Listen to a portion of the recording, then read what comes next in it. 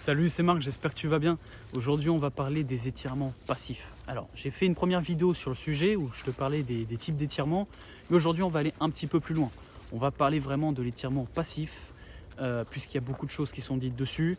On va donc voir dans cette vidéo pourquoi il est important, pourquoi il est nécessaire dans certains cas de s'étirer passivement, avant ou pendant l'effort. Bref, il y a plusieurs personnes qui auront leur vision de l'entraînement.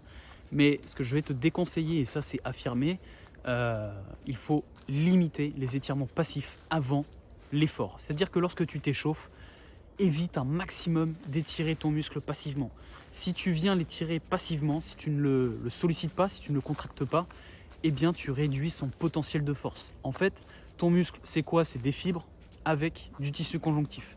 Et le fait d'étirer ton muscle passivement, eh bien tu viens éloigner et tendre les fibres et le tissu conjonctif, et de ce fait, quand tu souhaites passer à l'effort juste après, il y aura une faculté et une contraction, un potentiel de force qui sera réduit.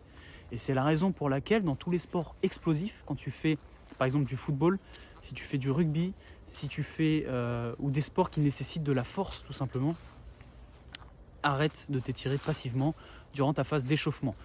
J'ai fait toute une vidéo sur la préparation du muscle à l'échauffement. Donc les étirements activo-dynamiques, les étirements balistiques, c'est des formes d'étirements que je recommande avant de passer à l'effort. Mais les étirements passifs, on va vraiment les éviter.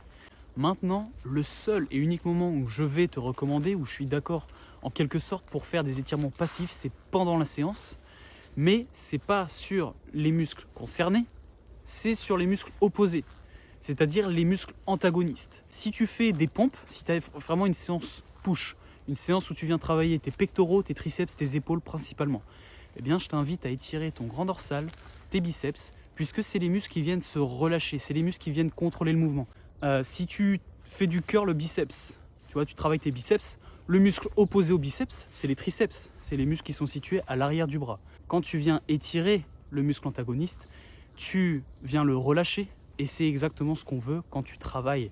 Quand tu fais du curl biceps par exemple, ton triceps se relâche, et si ton triceps est bien détendu, eh bien il n'y a pas de tension, il n'y a pas de friction qui s'opère sur les fibres musculaires et le tissu conjonctif. Voilà. Et donc en fait c'est l'unique raison entre guillemets pour laquelle on va recommander de faire des étirements passifs pendant la séance. Voilà, j'en ai fini pour cette vidéo. Si tu as des questions, n'hésite surtout pas à me les mettre en commentaire. Prends soin de toi et on se dit à la prochaine.